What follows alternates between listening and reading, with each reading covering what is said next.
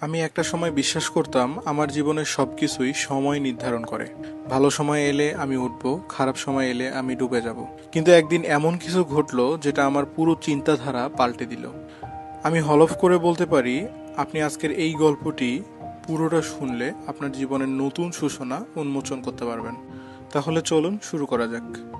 সেই সময় আমি ছিলাম এক ব্যর্থ তরুণ। দিনভর কাজ খুঁজতাম, রাতে নিজের ভাগ্যকে দোষ দিতাম।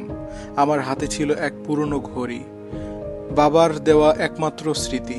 ঘড়িটা অনেক আগেই বন্ধ হয়ে গিয়েছিল, কিন্তু আমি বিশ্বাস করতাম যেই দিন এই ঘড়িটা আবার চলবে সেই দিন আমার জীবনও আবার চলতে শুরু করবে। প্রতিদিন আমি ঘড়িটার কাঁটাগুলো নেড়ে দেখতাম। চল না প্লিজ, এমন কথা বলতাম যেন এ আমার জীবনের সাথী। কিন্তু ঘড়ি নড়ত না, আমি ধীরে ধীরে থেমে যাচ্ছিলাম।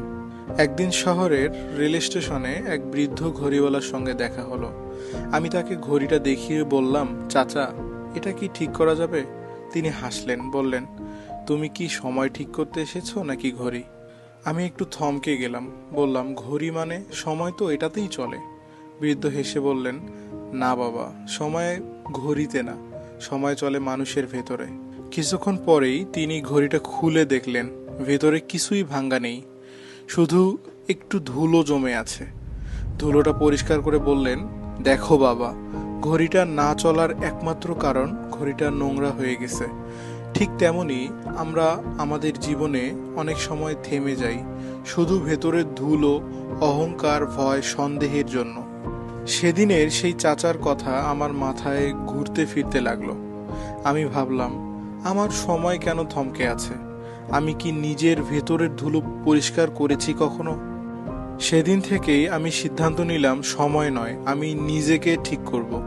নতুন করে কাজ শিখলাম, নিজের ছোট দোকান খুললাম, আর ঘড়ির কাঁটার মতো চলতে শুরু করলাম।